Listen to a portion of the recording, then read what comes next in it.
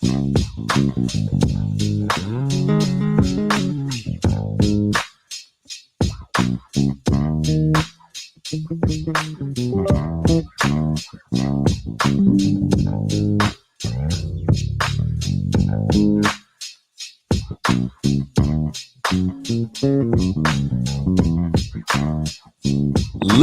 and gentlemen, it's your boy back at it again.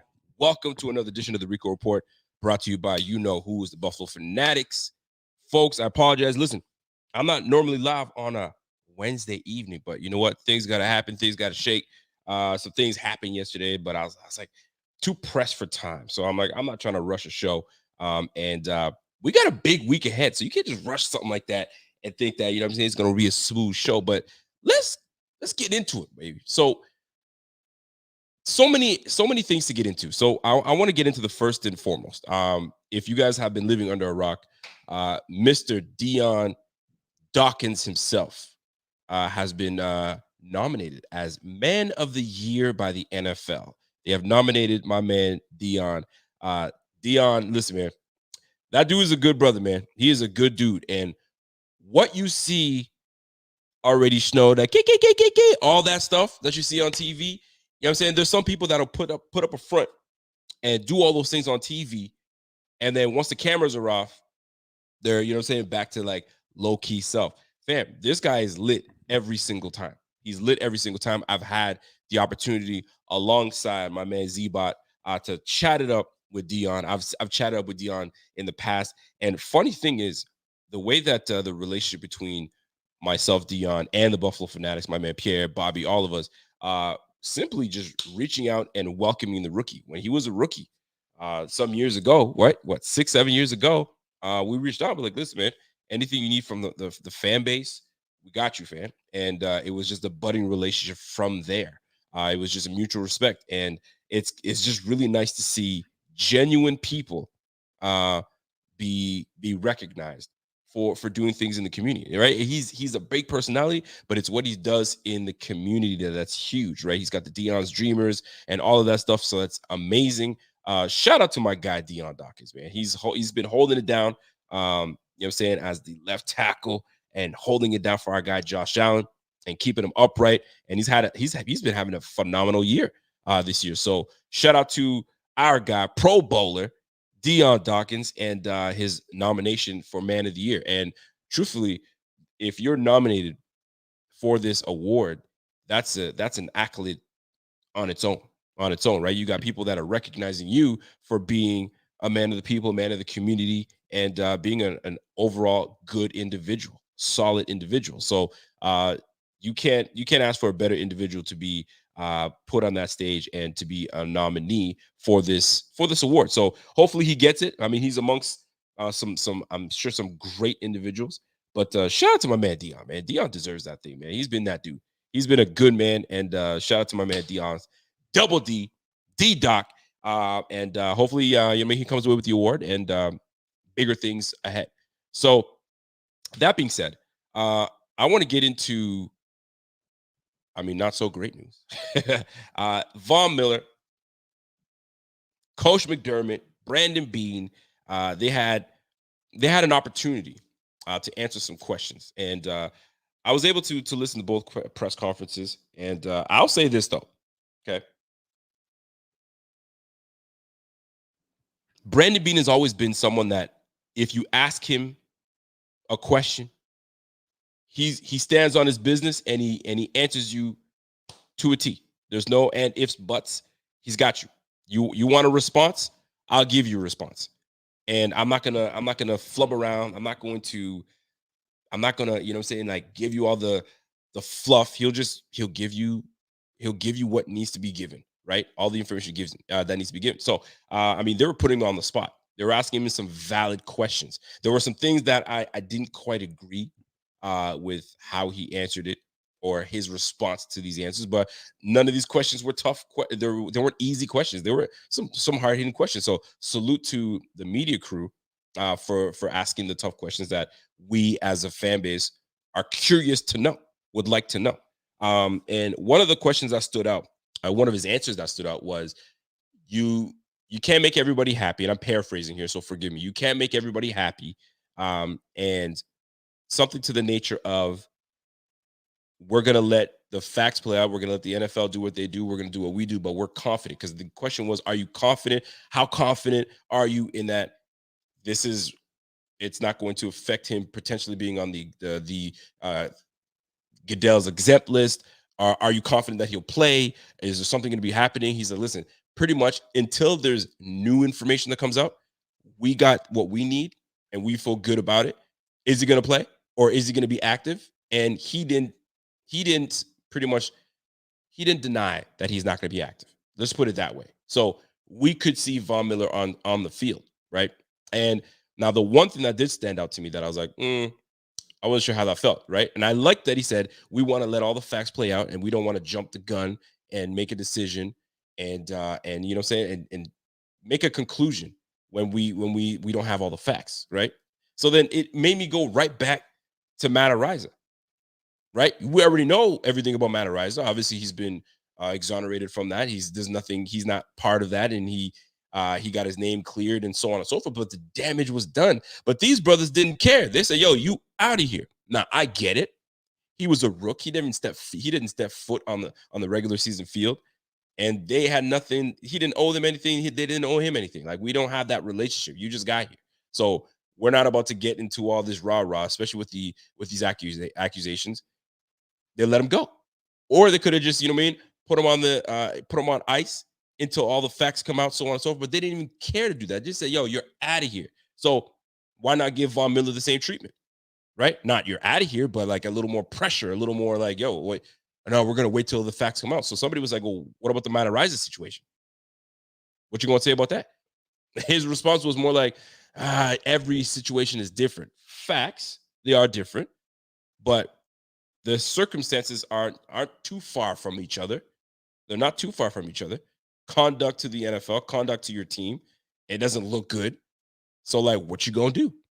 And these guys are like, "Nah, we ain't gonna do anything." Now I get it. There's a lot of money involved in this, so we can't just man, dollars and cents. Billy Williams, you know it, man. It's dollars and cents. There's a lot of money involved, so you can't. He doesn't want to say it, but you understood what he was getting at. But if you're gonna keep it a buck, keep it a buck. You know what I mean? But like, how much can he say? How much? I mean, can he reveal? You got lawyers involved, and lawyers probably are telling you there's only so much you can say and cannot say. So there's a lot. There's a lot that you could. There's a lot that you can take from that. Now, that's Brandon Bean. So Brandon Bean was answering all the questions and so on and so forth. But then McDermott, it was McDermott's turn to answer questions, and he's getting flack for how he was responding to some of the answers. And here's a clip of some of the things that stood out uh, with this particular situation.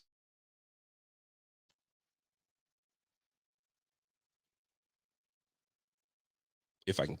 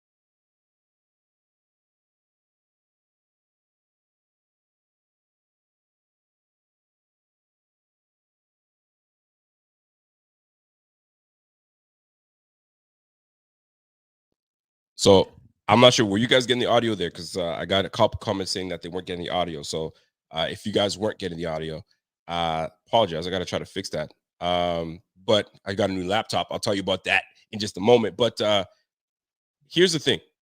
All he said in that clip, and I'll try to get the audio right in just a moment, didn't answer shit. He's like, listen, pretty much was like, Whatever he said, Brandon Beane answered.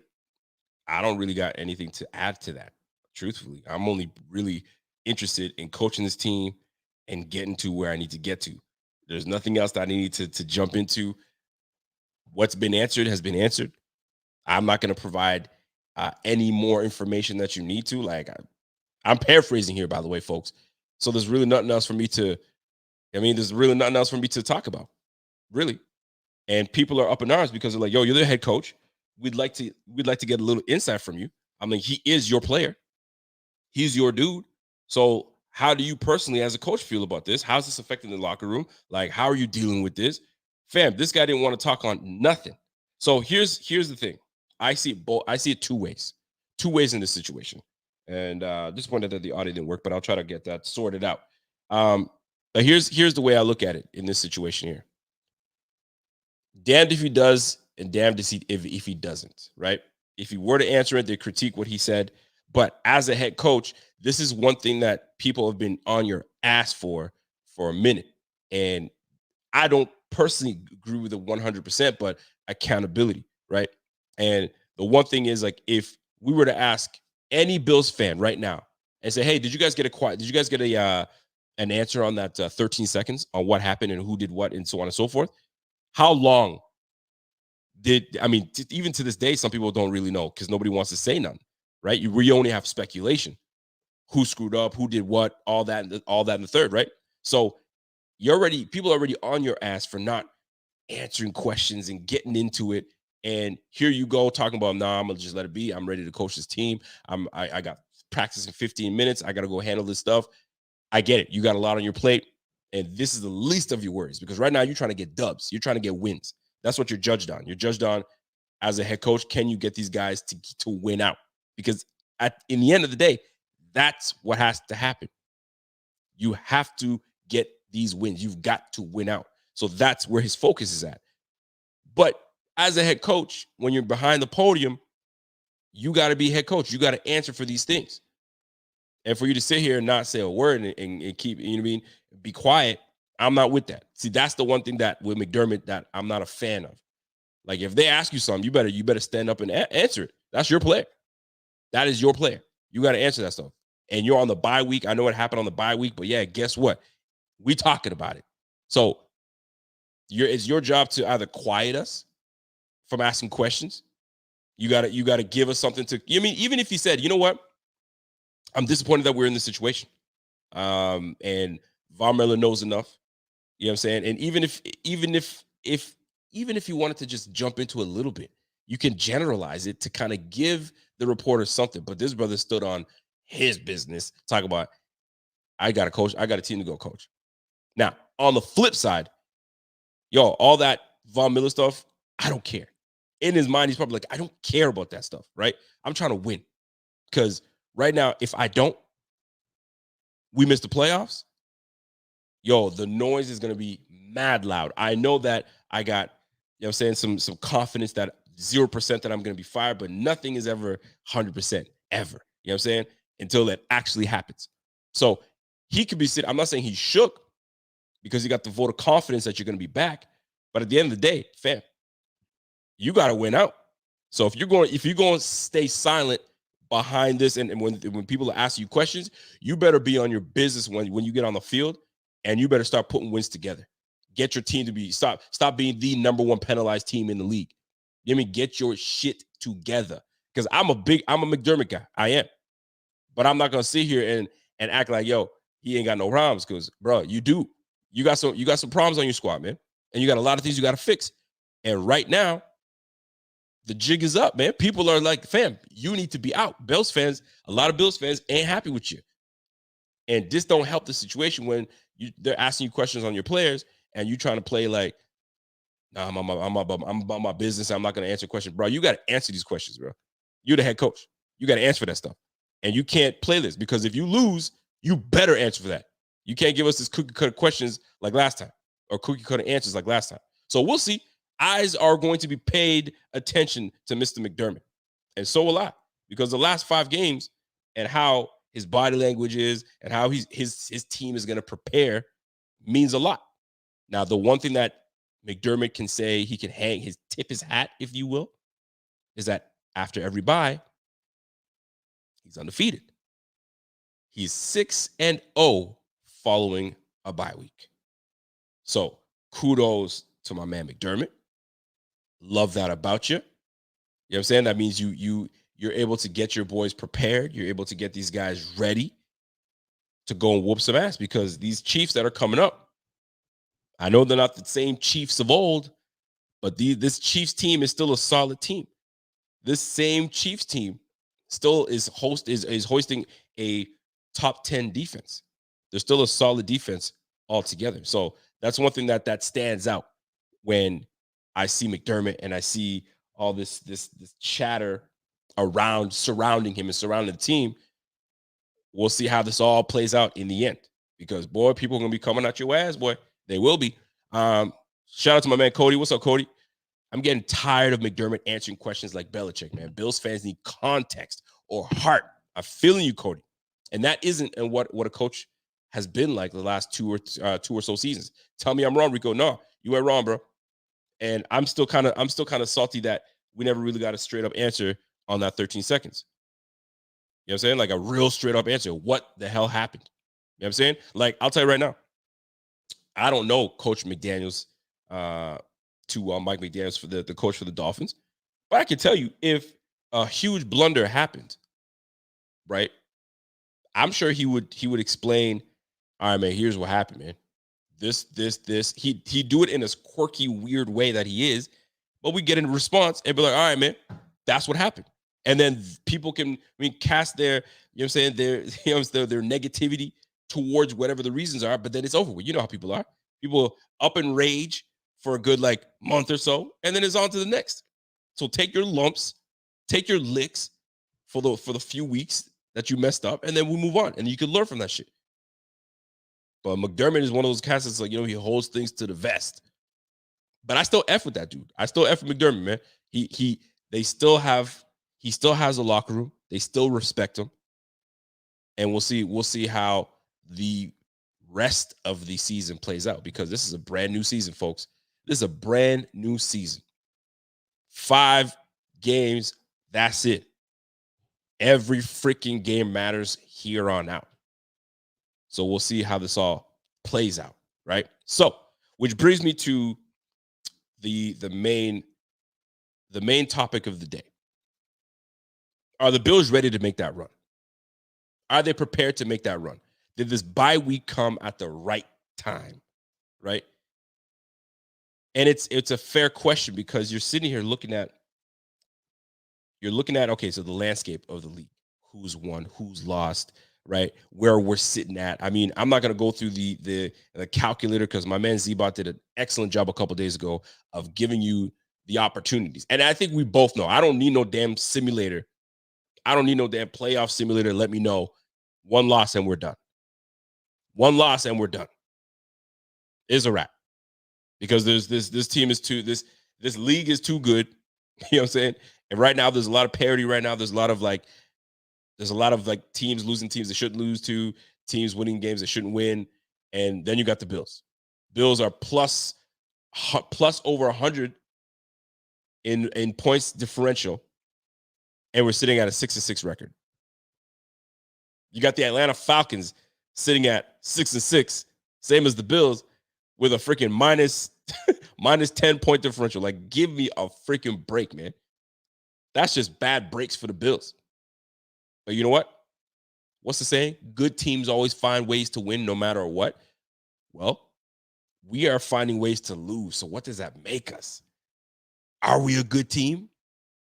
Is this just one of those years where just things ain't crumbling the way we need to crumble?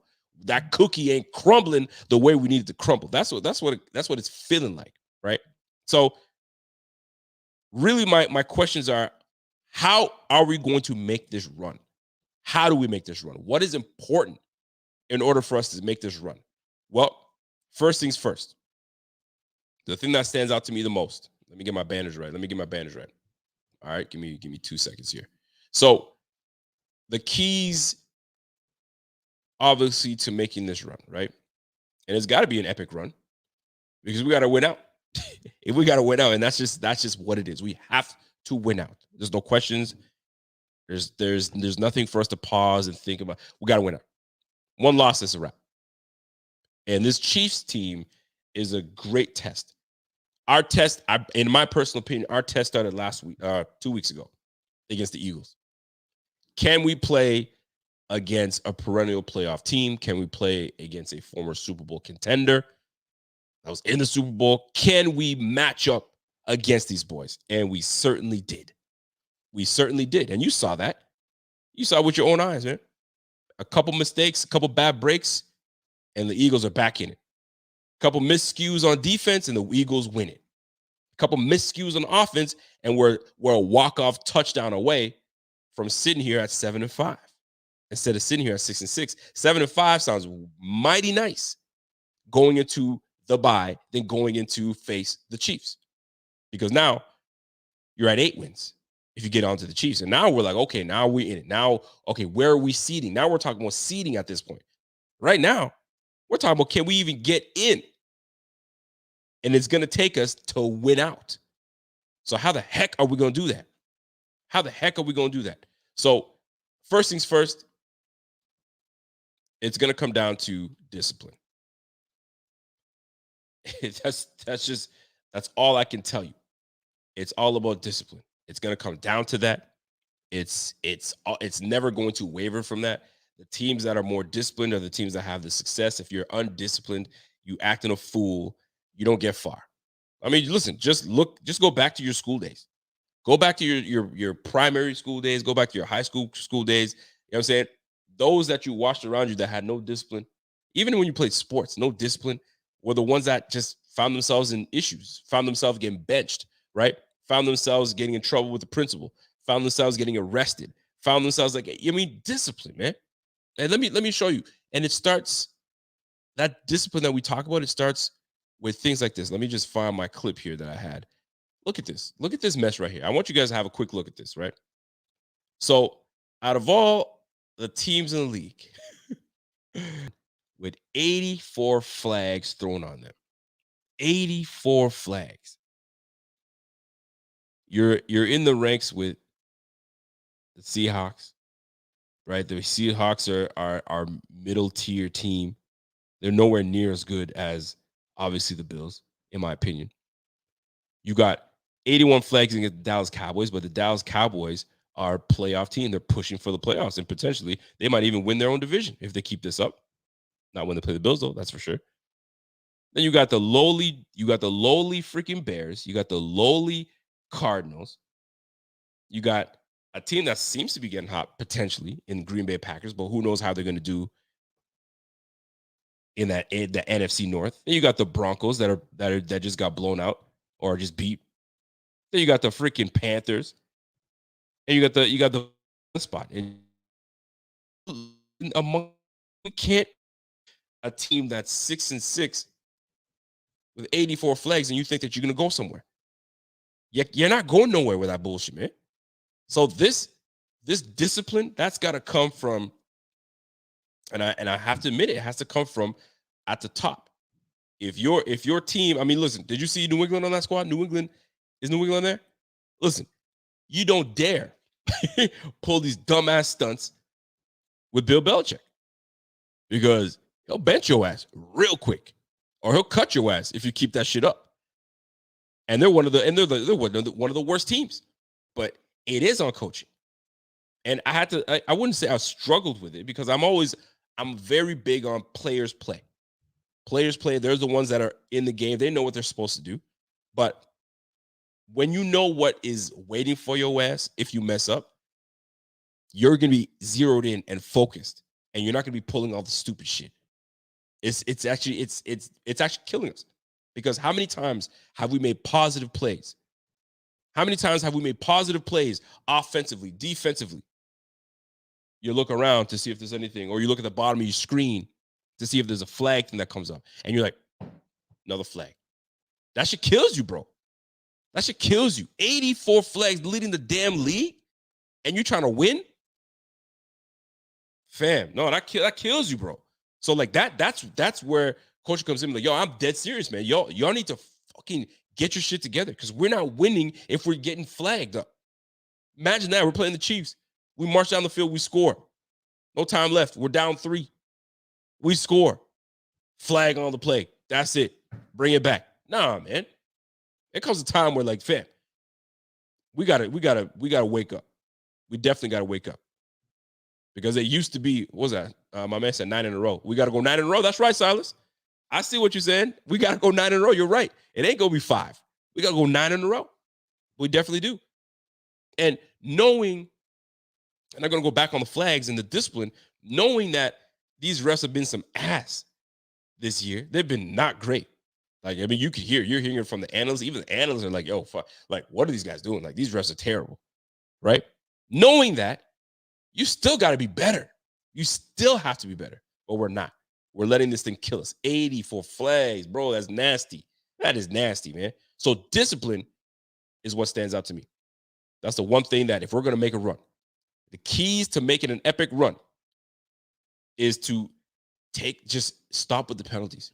Stop with the penalties. Now, it makes me think of something when we talk about the penalties. And I remember talking about this to you guys, and I hated it when Jordan Phillips took that flag, and he was what was he?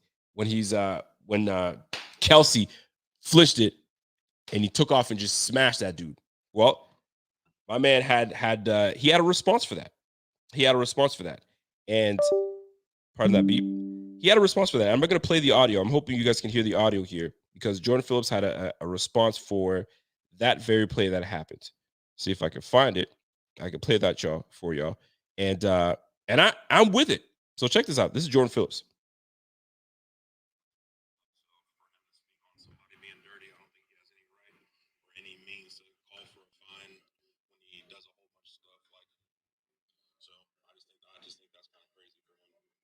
Even mention that.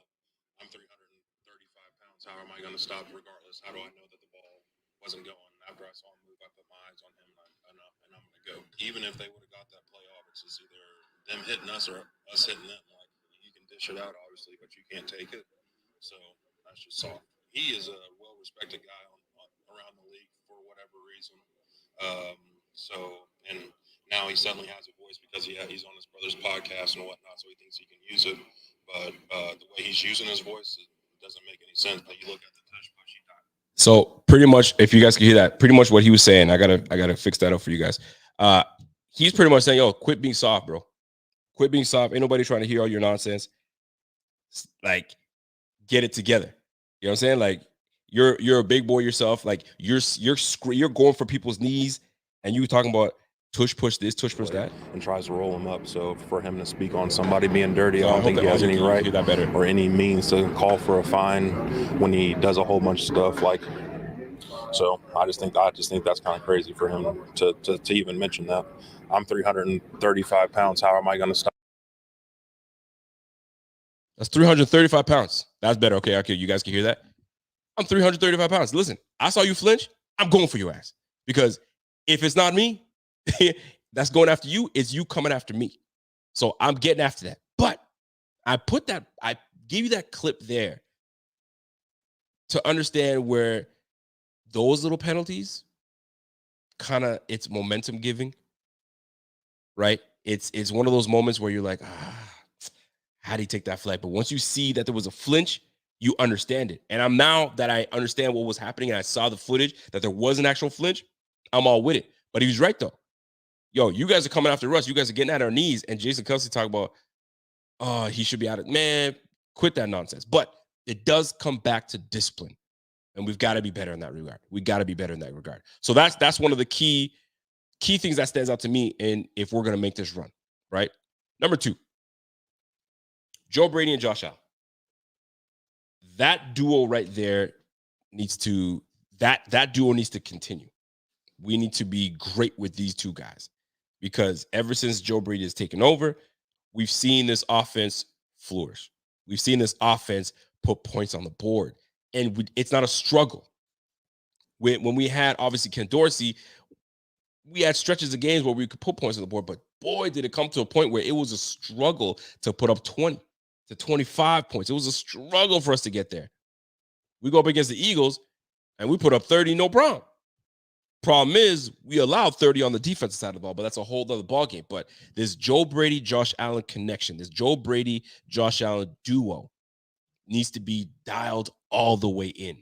They need to be dialed all the way in, and they have to be flawless. And it's unfortunate, but we are in a position, we're forced to be in a position to be flawless. We're forced to be in a position that we can't afford to have issues happen to us. We can't afford for the ball to bounce the wrong way. We have to be on everything. And offensively, that's who we have to lean on.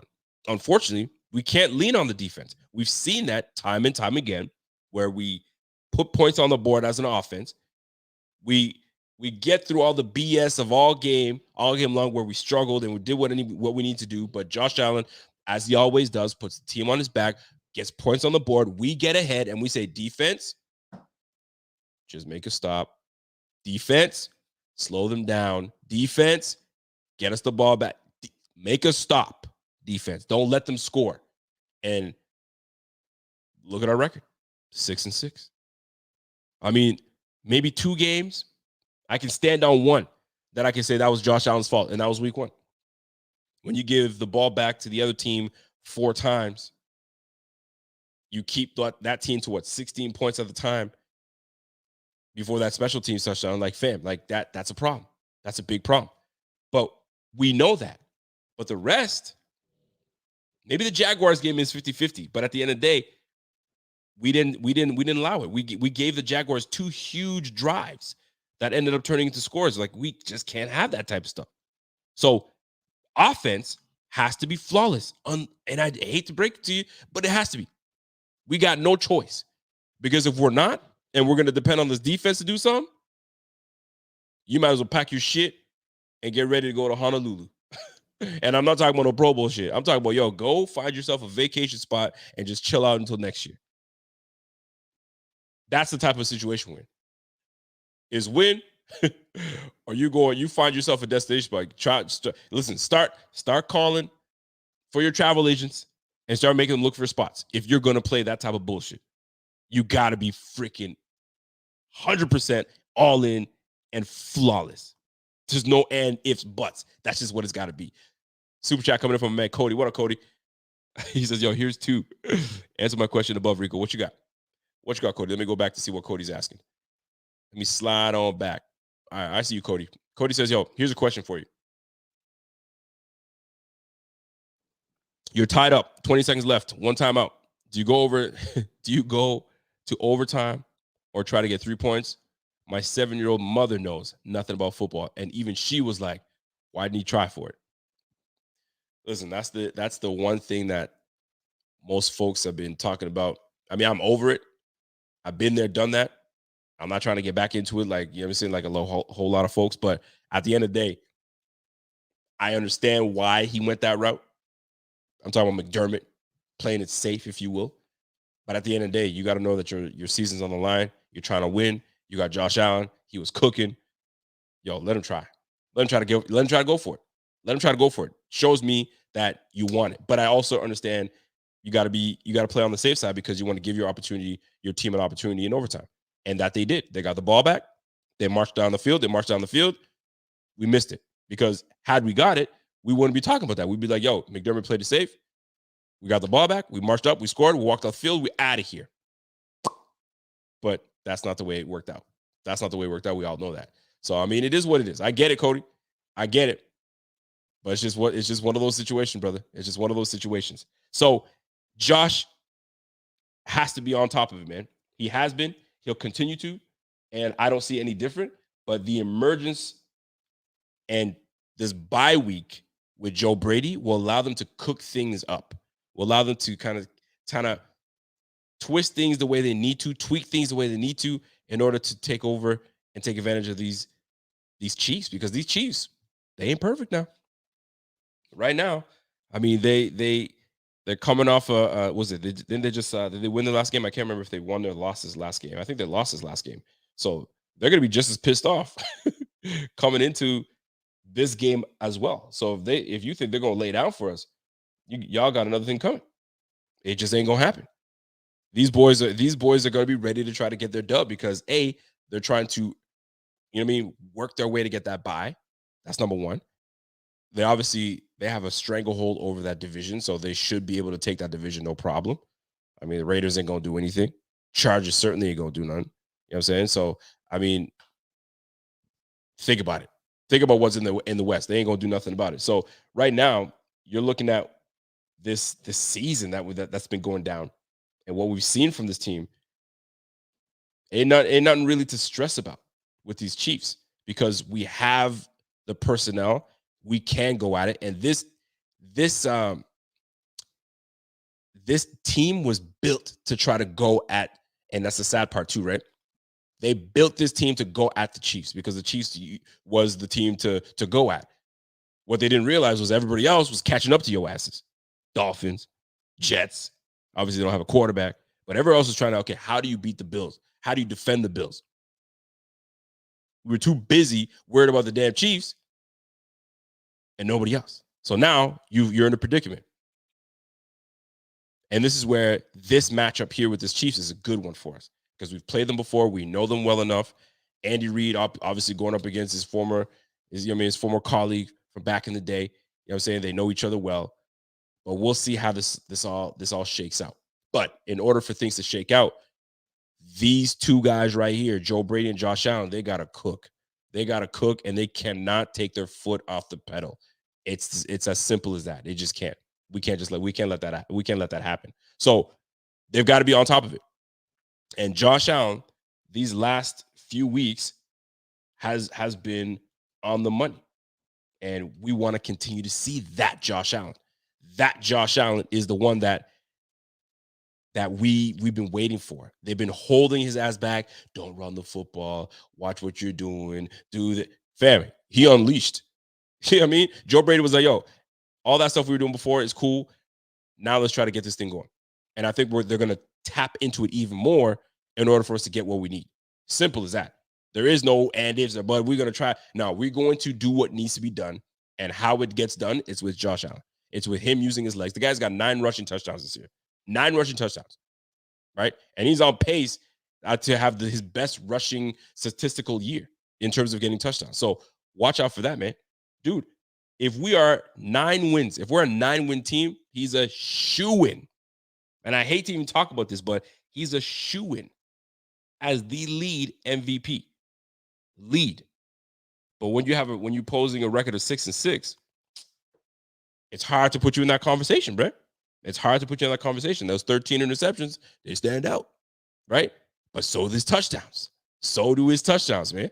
So it's all about these wins, man. People want to talk about, hey, man, wins is not a QB stat or wins is not a team. Listen, man, wins is what matters. That's how they judge you in this league. You know what I'm saying? Is your team winning? And right now, we are 500. We're playing 500 football. Not good enough. We got to be better. We have to be way better. So that being said, though, not too excited about this week. I mean, if you saw what the Chiefs, who did the Chiefs play last week? I'm just going to scroll on real quick to see who they were facing. I'm trying to remember here. I'm scrolling down. Oh, the Packers. God, they lost to the Packers. I remember that game. Jordan Love was on it. Right? 27-19, man. And they had a game plan. They had a game plan. And it just came. I mean, now there was an egregious miss by the refs. That defender was all over the receiver. I think it was Scantling, all over him, and they didn't call that. I was like, golly, how egregious do you have to be? That's unacceptable. Unacceptable. That Packers squeaking away with that game. Good for them. But fam, the refs were they were awful that game. They were absolutely terrible that game. But you know what? This is the way the league has been this year. This is the way the league has been. Inconsistencies from the refs, inconsistencies from our Bills. We don't know what Bills team is going to show up. But I'll tell you this much. These last couple games now, these Bills have been looking pretty damn good. And you've got 2 weeks to prepare for the Chiefs. We should be able to march into Arrowhead and give them a freaking good game and take that dub. Because I'll tell you right now, it's going to be deflating. It is going to be deflating if we don't come away with that win. Because now you just know those 4 games remaining. Who cares? Right? How do you go and watch with optimism, knowing it's a wrap? Unless a miracle happens. Do we have to do that again? Do we have to go back to 2016, 2017 in order for the Bengals to to get us into the game? We can't do that again. Can we? Nah, man. We can't. We don't want that. So we gotta get this dub, man. And it starts with Joe Brady and his offense. Joe Brady, Josh Allen, and his offense, because Lord knows this defense ain't gonna stop. They're not gonna stop anything. And if they do, kudos to them. But it's just, it hasn't been looking good. Hasn't been looking good. And let me stay on the topic, because look at these two boys, man. Look at these two. I mean, these two are known widely as one of the best quarterbacks in the game, top 5 easily. These two boys. Look at that. 68% completion for Josh, 67. Just shy. You know what I mean? They're what, 0.4 from each other, 0.3. 433 pass attempts, 444. Look how close these boys are, man. 3,200 yards passing for Josh, 31 for Pat. 24 touchdown passes for Josh, 22 for Pat. 13.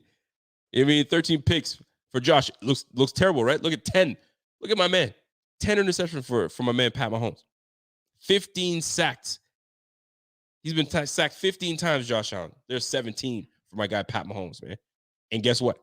One of them is known to be in the playoffs contention. Obviously, one of them is known to be in the conversation for MVP. But look at those statistics, man. All it takes is for wins, man. You got to get your wins. Look at that. 331 yards to your 342, but 9 touchdown rushes. Massive. But all that doesn't matter if we don't get the wins. We have to win. And it starts with Josh Allen and Joe Brady. Let me continue, because that's the key cog. That's where it starts with those boys. It really does, right? Sean McDermott. Now, I'm not going to use the word protecting, because I'm not protecting, but I've been on the side of, you know what I'm saying, defending, I guess you want to say, defending McDermott, saying that he's still a good coach, and I think he still is. But these next 5 games, especially with this bye, yo, we watching you, bro. We're watching you. We want to see what defenses you could be calling late in the stretch, how aggressive you will be, how off you'll play, what tweaks you'll make defensively, right? And I'm going to actually merge Von Miller talk into this, because there was my man's from the BIB crew. They know who they are. They put up a post saying, "Hey, is it time to have a conversation about benching Von Miller?" I was like, "Aye, that's a spicy take. That's bold. I'm not mad at it, but that's bold. I mean, you're talking about a future Hall of Famer, and you're gonna bench him, healthy scratch him." But when you look at his production, you look what he's given us this year. He's averaging what, 20 snaps a game. Let me break something down for y'all so you understand where I'm coming from with Von Miller and what he's done this year. Granted, we all know he's coming off an ACL. We got that. Ain't nobody trying to. Nobody's disputing that. We know what it is. But McDermott he's got to have a conversation, because Von Miller, the last 5 games his brother's played, last 5 games, crucial. Well, we need our future Hall of Famer to be there. We need the guy that we paid. He's one of the highest paid guys. He's top 3 highest paid guys on the squad, right? 120 mil. You got a dead cap of 40, then 30, then 15. Fam, you're an important piece of this team. The last 5 games, you give me 1 tackle. 1 tackle? Nah, bro. Nah. Yeah. That can't fly, man. That can't fly. It's how do you justify putting that brother on the field? In the last 5 games, he's supposed to be one of the best on the squad, and you give me 1 tackle? Nah, that's a problem. That's a big problem. So McDermott has to make some decisions here. I'm not sitting here advocating and say, yo, sit his ass down, because I think he has some value. He does have value. Then it comes down to, if you're going to put your best guys on the field, who's sitting there that's better than Vaughn that you're going to put on the field over him to sit him down? You can't. See, and that's where I stand. However, Brandon Beane touched on it today, and he referred to, you know what I'm saying, a ball player. right? You once you start, making you making shots and you start feeling a rhythm, you got that rhythm going and it's working. It works out for you. So you keep shooting. What he's trying to allude to is that Von Miller, with his limited snaps, hasn't been able to really get into a rhythm. But you're not just a regular Joe Von Miller. You are Von Miller. So that getting to the rhythm part, I totally get that part. But we're going to need you to expedite that rhythm. We need that immediately, because I can give your snaps to Ed Oliver. I can give part of the other snaps to Leonard Floyd. Let me give some of those snaps to AJ Epinesa. Increase his snaps because he's got some rhythm. He's got what, 6.5 sacks or more this year. That is a serious conversation that needs to be had. Limit his snaps, figure something out. I don't know. You know what I'm saying? Especially with now on top of that, with these allegations that are happening, these accusations, do they do the right thing by sitting him? From that press conference, doesn't sound like it. It sounds like he's full go. He ready to go. Now, Von Miller versus Kansas City, career-wise, 49 tackles against his squad, 21 tackles for a loss, and he's got 15 sacks. But that's old Von Miller. Let me tell you something, man. We brought in Von Miller, 33, 34. And before he got hurt, he had 8 sacks at the time that he got hurt. Right? So now, Von Miller being 34 years of age right now, not himself. So, you're going to need time to kind of get going. You saw what happened to Trey White. Trey White came back, but he was never quite himself. Then he had the full year. He came back this year, then got hurt again, but he was playing out of his mind. So you're going to ask for a 35-year-old Von Miller to come back and be what he was 2 years ago? That's a lot. That's a lot. I'm not saying he's washed. But he's looking rinsed. I can't. He's looking rinsed. He ain't washed, but he's looking rinsed. So listen, coach got to figure something out. That's why I jump on Coach McDermott, because your defense has been a conversation amongst a lot of Bills fans and a conversation amongst analysts that are talking about how this team is 6-6. Well, just go right back to how these games have been ending in heartbreak because the defense can't make a stop. It's just that simple. We're not making the stops that we need to make a stop, where we need them, where we need them the most, where it's the pressure that we need, that we bring too much pressure, that where we're too far off. That's a McDermott question that he's got to answer. He's got to figure that out. And you've got ample sample size of games to look at to see what your errors were to fix them. Especially going up against this Chiefs team, you know what they have offensively. You got that ADHD freaking running back in Pacheco that just can't. he moves every bit of his body when he's running. Clyde Edwards-Helaire ain't what he was. He never should have drafted in the first round. Travis Kelce, he's up and down lately this year. He hasn't been the same. I mean, when you're talking about retirement, how much more are you involved in this game? I mean, don't get it twisted, though. He's nice. That O-line is still solid. Don't get me wrong. And Pat Mahomes is Pat Mahomes. And you still got Andy Reid. That's still a potent team. So you're going to have to figure out, McDermott. Get these boys disciplined. Get these boys ready. But defensively, you are going to have to, when we need to call on you, make a stop. You're going to have to call the best game of your lives going forward. 9 games to do it, big guy. And it starts with the Chiefs. So somebody said, Von washed, but he's not lathered. He's not lathered up. He's not washed, but he's rinsed. He's rinsed. He's not all of it. He still got some. He still got some. He still got some.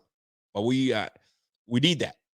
We need whatever we're gonna get from Von Miller. But it comes down to, does McDermott trust him enough to put him on the field again? Is he gonna give us what we need? But in the last 5 games, give me 1 tackle. Bro, that ain't going. That's not a flex. That's not a flex. And Kim, you're right. That KC defense is a solid defense, man. They got a really good defense. So that's why I go back to, this offense has to be solid. This offense has to be freaking flawless, because we're going to need them. We're going to need them. So Sal says, yo, who has faith in McDermott? Be honest. You're looking at him right here. I do have faith in him. I do have faith in him. Real talk. And I'm not like just saying that. I'm not. I actually really do like this dude. I think he's gonna get his shit together. And I think that I think he took a long, I hope, let's just put I hope he took a long, hard look at himself, his defense, his tendencies, and what he's done and what he hasn't been doing. Figure it the fuck out. Figure it the hell out. That's what it comes down to, right? So that's my piece on McDermott. That's my piece on McDermott, right?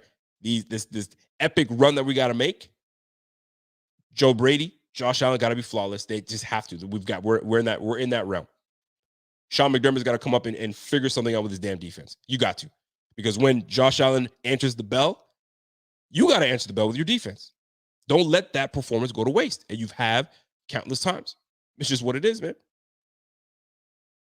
So Sean McDermott's got to get it together. Now, this trio right here, if we're gonna go on a run, we got it. This is where we got to start. And it starts with these three right here, because I didn't put Stephon Diggs because Stephon Diggs is going to get his. He gets busy. He's going to. But these boys here have to be complementary. They've got to be a big help to getting us where we need to be. And if you looked at what we're looking at in the health department, and I'll talk that in just in a little bit, but right now, Gabe Davis was dealing with some issues. He seems to be on the healthier side. Khalil Shakir is coming up. Dalton Kincaid, had some concussion issues. He's coming back up. These three boys, these three fellas, are going to be the ones to kind of catapult us. They gotta move the needle. These drop passes that we be getting, right?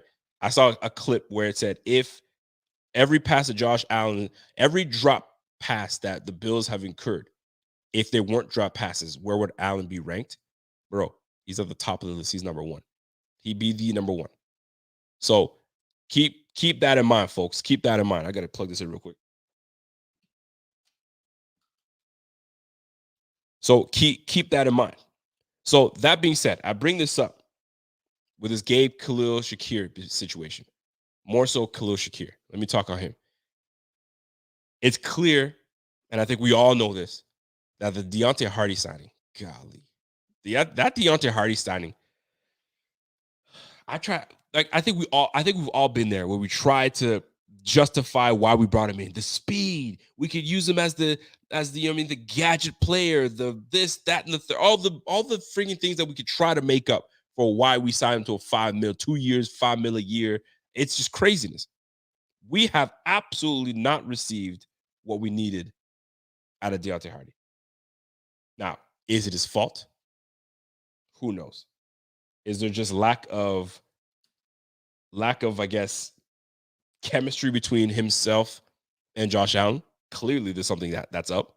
But when you look at Deontay Hardy and I look at the totality of his game, bro, the enough times that I've seen, he's just like, I guess because he's a smaller, running back body type. Like you think that he'd be shifty, you think he'd be elusive, and he'd be like explode. When the ball's in, he's done where he can get in space, and I've been duped, bro. He's all right. He's just all right. So for me, get my guy Khalil Shakir in the game and just put him as your number 3 going forward. Your number 3 going forward, and now feature him, right? I think he's earned the right to be featured. I think he's earned the right for Josh Allen. There's trust between the two of them. You know what I'm saying? So he's earned the right to, all right, start looking at me like you used to look at Cole Beasley. Now, I know we ain't the same player, but if you need some, I'm going to get it for you. And the one thing that I do love about Khalil Shakir's game is he's not going to catch and go down. He does not go and catch and go down and live for the next play. That's the Cole Beasley style. And no hate on that. Cole will get you what you need, and he'll go down. On the other hand, Khalil Shakir, he ain't ready to go down. He's looking for the next. He's looking for the yak.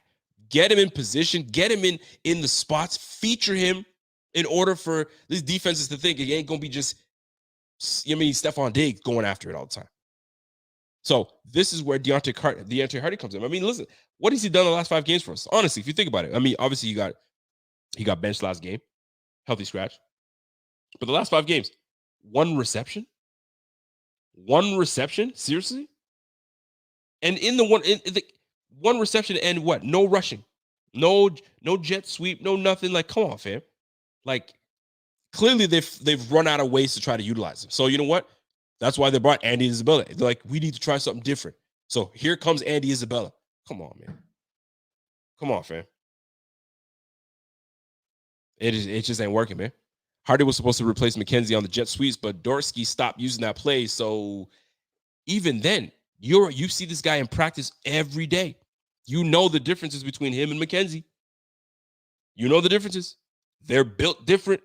They move different. Find a way to freaking utilize them, but nope. Not happening. And to the point where Joe Brady's like, yo, show me Andy Isabella. Let me see what Andy Isabella has. They didn't even bother putting this man on offense. They said, yo, just punt return. Just do what you got to do. So that whole Hardy situation is a mess altogether. So in comes Khalil Shakir. Feature him somehow, some way, and let's get this thing popping. What happened to Justin Shorter? Shorter's on IR, brother. He's on injured reserve. So we got to figure that out. Now, Gabe Davis. This guy is the epitome of inconsistent. One game, he'll give you 9 receptions, 120 yards, and a tutty. And you're like, all right, number 2 receivers back in effect. Let's go. And then he'll give you 2 games of being targeted once, 0 receptions, and non-effective. I know coach wants to say, oh, he was effective, though, because he was blocking for us. And if not for his blocks, we'd be this and that, blah, blah, blah, blah. Okay, cool. But we need a level of consistency. You know who's consistent? Stephon Diggs. You know who's consistent? Dalton Kincaid, right? You can count on those cats. We just need this brother to be consistent, because if he's on it, if he's doing it, we're a problem. Because you've seen the games that Gabe has a very good game. We are very successful. Very successful. So we need to keep that up, man. We really do. Gabe is a huge part of this team if we want to have success, man. It's just that there's too much of a level of consistency when it comes to that guy. What's up, man? Miss Linda West, what's happening? Big love, Rico. Come on down for the Cowboys game. We need your good vibes. Yo, that's funny. I have a homie of mine that is he's a Dallas Cowboys fan, and my first ever Bills game, he invited me, and it was the Dallas Cowboys versus obviously the Bills in Buffalo. You know which one? It's the Monday nighter where we just heartbreak. When that was my that hurt. That one hurt. Walking out of that stadium, you could hear everyone's conversations. When it's a winning environment, you can't hear anything. It's just a bunch of noise.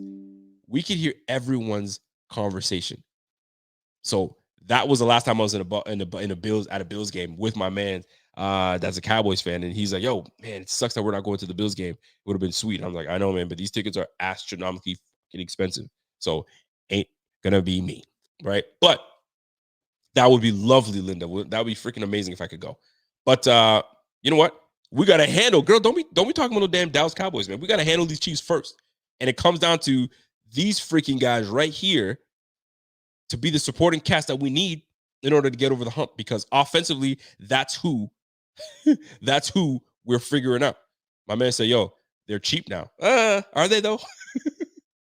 I don't know. I think they're still on the expensive side because there's still hope. The minute we lose one game, that's when they're gonna be like, all right, man, fire sale. Yo, put the fire sale right now. Then we can talk about it. But we'll see, man. But in all serious jokes aside, man, these 3 dudes right here, they're gonna have to be the supporting cast that we need. And obviously, James Cook, we got to get James Cook involved in that. But these 3 are the one I'm looking at, because right now, we haven't had our guy Dawson Knox. So we've been in the 10 personnel, the 11 personnel. So we've been slinging that rock left, right, center. And I think it's going to continue. So this is where this crew comes in. Now, the one thing that I have noticed, though, with Dalton Kincaid is early in the games, they get him involved, but then they seem to just drop off and forget about Dalton Kincaid in the second half. So, and I've noticed that 2 games in a row now. So I'm hoping that this is a trend that continues. Now, did he get hurt? I'm not sure. Or did he get nicked up? I'd like to see a little bit more of Dalton Kincaid down the stretch. Down the stretch is what I'm looking for. So that's what we're looking at this point. All right. So last but not least, when it comes to the how we gonna make this run, health, man. Everyone's got to be healthy. Everyone's got to be involved because think about like obviously who we've lost this year. We already know who we've lost, right? Obviously the big three, Trey, then you got Daquan, you know what I'm saying? So like I mean Matt Milano, you already know what it is. We lost those three, so it's been tough. And the worst part is we lost them all on the defense side of the ball. But then we lost. We got Hyde was nicked up a little bit. Then Ed Oliver was a little nicked up a little bit. Von Miller obviously wasn't all there. Dane Jackson was nicked up. Then Brentford was nicked up. Right. So like there was we just had like people just nicked up. I mean even freaking Terrell Bernard concussed. Like we've had injuries left, right, center, and at different times. So we could never have a full healthy crew. So this bye week may have saved us and come at a good time because when you look at the injury report today, everyone was healthy. So Taylor Rapp, I forgot to even mention Taylor Rapp. Even Taylor Rapp, remember that stinger, that scary stinger that he got.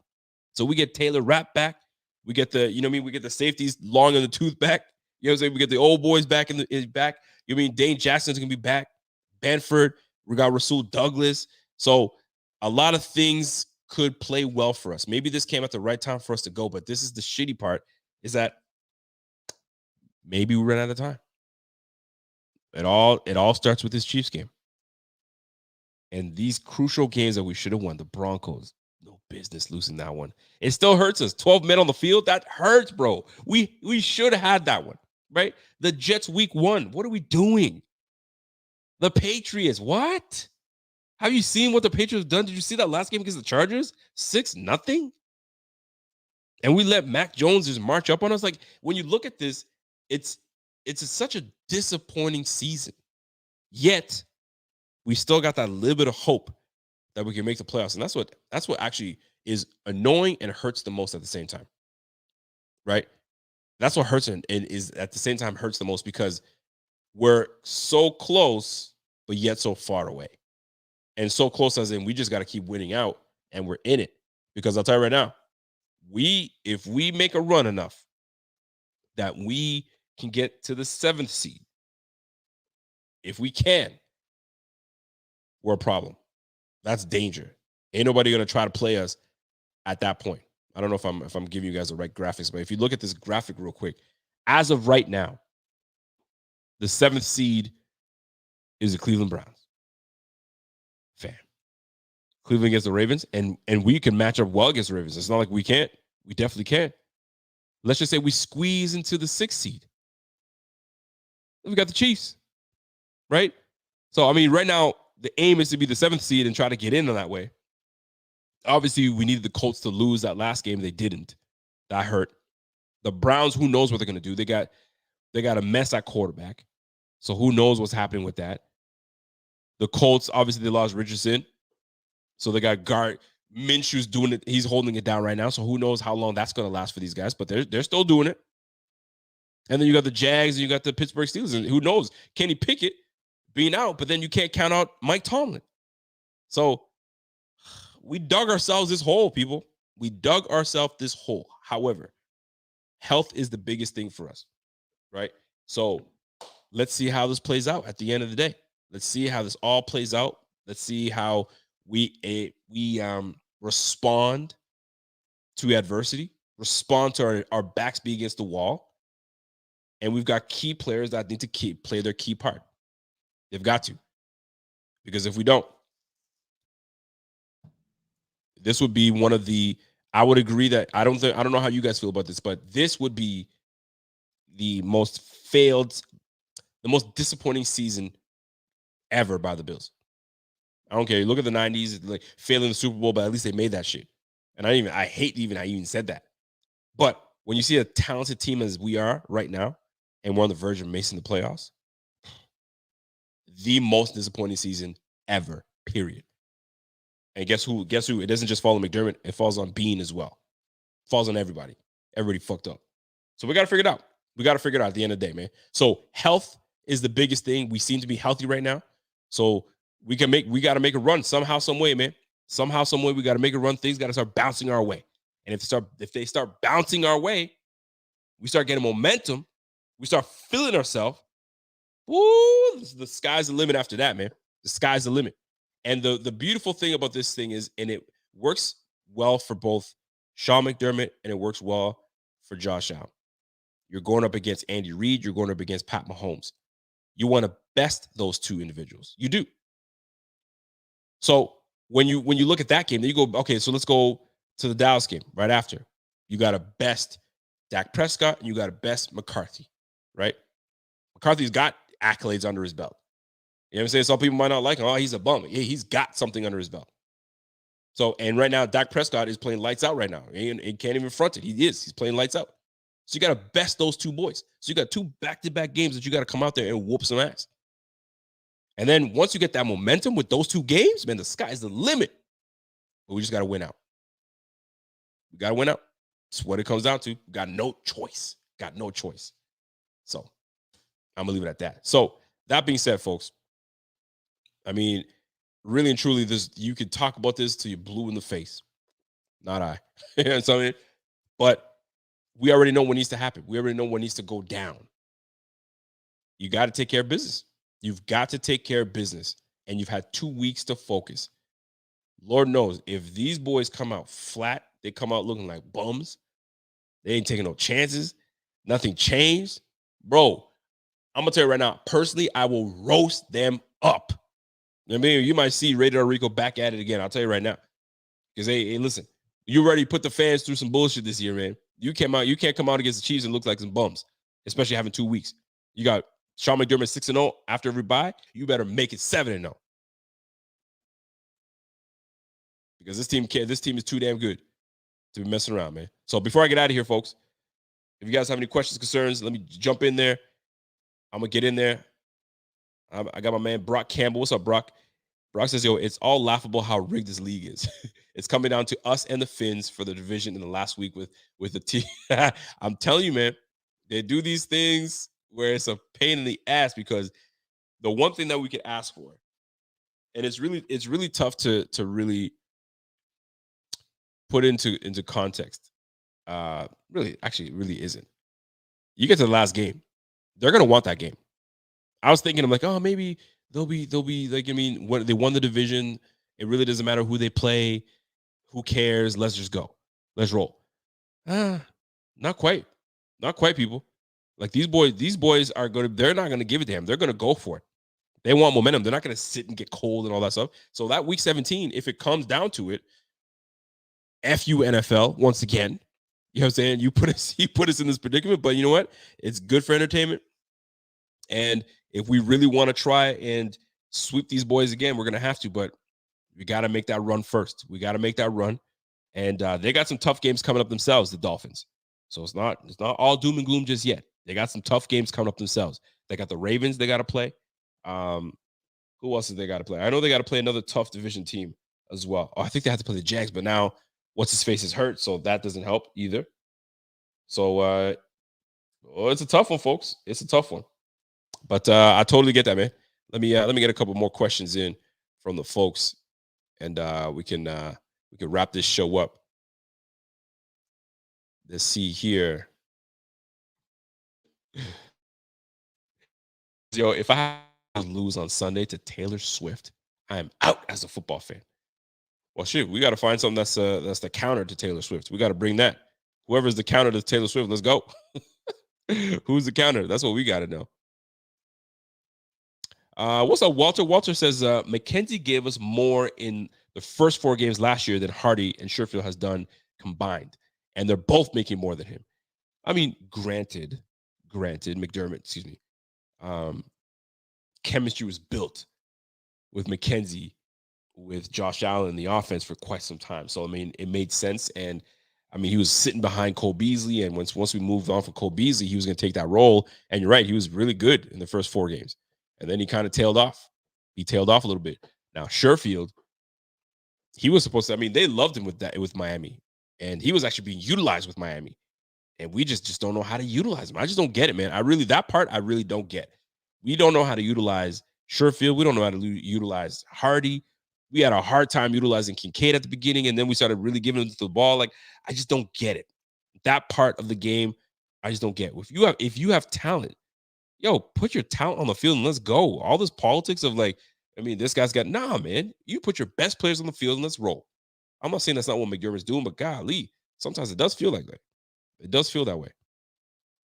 Here we go. What do we got here? Just looking at the comments here.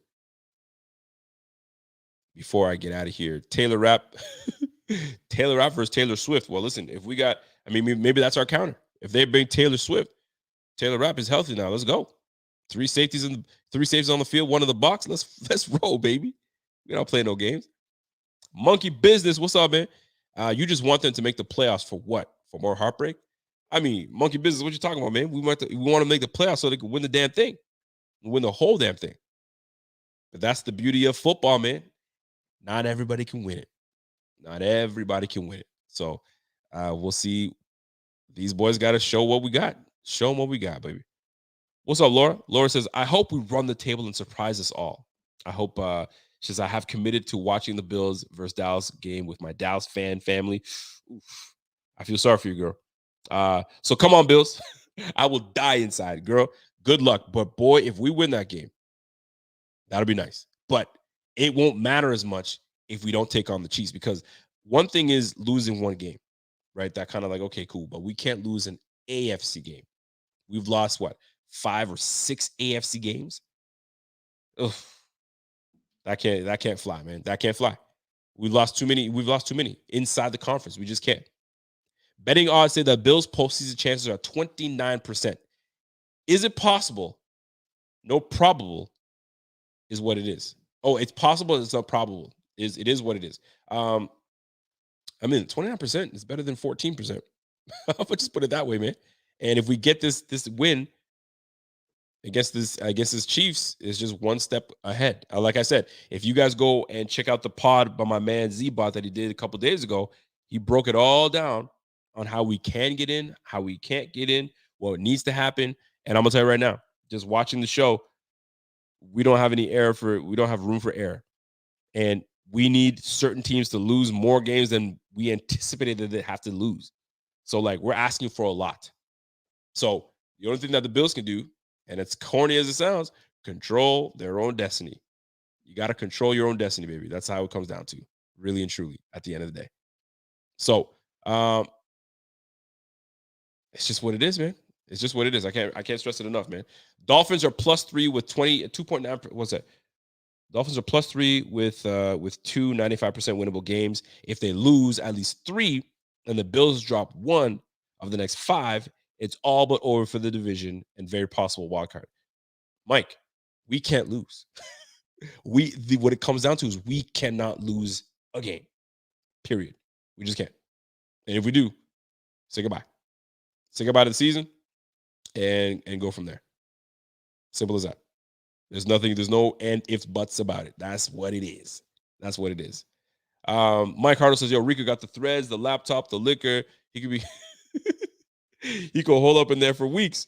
Yeah, man. Listen, let me tell you something about this little backdrop that you got here. So we moved to this house. I'm not much of a drinker. My wife wine here and there. She used to be, but not really so much. But we'd have a lot of get-togethers at our house. So people would like, what do we bring? I don't care. Just come. So like, you know what it is. When you go to somebody's house, you gotta bring something. I mean, these days, when you're grown, when you're young, you don't know. You show up. But when you're grown, you gotta bring something. So it could be a bottle of wine, a bottle of this. But anyway, over the years, people just kept on bringing stuff, and we just put it in the liquor cabinet. And when we moved, we're like, yeah, we gotta take all this stuff. And then when we got here, we noticed that the people that were here before obviously had this built, stock that thing up, and now it looks like I'm a legit alcoholic, but I'm not. I'm certainly not. So I appreciate that. And by the way, I got to give a shout out to everybody before I get out of here, though. So you know what? Your boy's been having issues with the laptop. Laura says, "Thank you, Rico. Yay, laptop. Yeah, man. So I had to go out and get a laptop, bro. I had to. And when I told my brother-in-law, because he's the techie, he's like, "Yo, what have you been streaming off of?" I was like, "Yo, my mom got me my laptop for my birthday, and I was 30. And I've been using this laptop, and it's been pretty smooth thus far." He's like, "You're using a Mac as your He's like, dude, you can't. You need GPU, you need a CPU, and you need processor. I was like, fam, I don't know any of that crap. I ain't that guy, right? So what do you do when you need to do some research? You got to go on the Google research. So I became an expert on knowing what the heck I needed. So your boy had to go. Your boy had to go to. I listen. I used to sell cars back in the day, man. So you need to learn how to, smooge and talk and so on and so forth. So I went to Best Buy and I had my man's try to, show me up and try to show me all these laptops, like $3,000 laptop. Fam, just give me what I need. This is what I need. I need to have this, that, and the third. Here we go. Anyway, long story short, I got it. It's working out well. And obviously I got to tweak a few things. I just got it. So I had to kind of tweak a few things here and there. And obviously I still got to do some stuff, but much love to y'all, because I'm gonna be real. I'm not gonna front. Like, your super chats do help. I kid you not, it really does. And this is a prime example of putting back into the biz, right? The super chat does help. So I appreciate y'all very much. So laptop is in check. I'm gonna fix that all up. All the audio stuff, we'll get that sorted and we'll get it going, man. So I appreciate y'all. Much love to the BF squad. Much love to y'all. Much love to everybody. And we go from there, man. And that's what it is, man. The hat, yeah, the hat, a little something, You know how it goes. 100% correct. We all need that love of our Savior. Yes, we do. Yes, we do. So, folks, enjoy the rest of your evening. I know it's a Wednesday night. Wednesday night's a little off for me, but here we are. We holding it down, and we'll be back to our regular scheduled program. Hopefully this Friday we get things popping, and then Rev will be back on Saturday, and then we pop back on Sunday for the game. So hopefully I can get in for a pregame show. I got the girls have soccer that day, so I might not be able to. So I get the boys to try to hop on, and then we'll do the game. We fucking better win this game. That's all I'm gonna say. We better win this game. There's no ends, because listen, put me in a room with one of those cats, man. We fighting. You know what I'm saying? We fighting. Put me and McDermott in a room. I know he wrestles. We gonna wrestle. You know what I'm saying? Like, shit, you can't. There's no way we can lose this game. We gotta win this thing, man. There's no questions about it. So do all that tough talk you do it on the mic. You don't want to talk about Von Miller. Cool. But you better come out with a victory. That's all I'm gonna say. Mike Hardo say, Rico got the threads and laptop. I got you, bro. I got you. Anyway, you guys have been great. You guys are awesome. I appreciate y'all. And again, supportbf.com. If you guys want to support the squad, support myself, and we'll keep it popping. I got a few streams. I got picked up a little bit more. I got 4 more streams coming on the Bleacher Report. So be able to go. If you haven't downloaded the app and follow me on Bleacher Report. Just look for my name, Rico_BF. You'll find me, and we'll get this thing popping later. So much love to every one of y'all. Appreciate the support, and we will get this thing going again. So you guys have yourself a fantastic evening, and we'll catch you guys on the flip side. And until next time, it's your boy, and I'm gone. Let's go.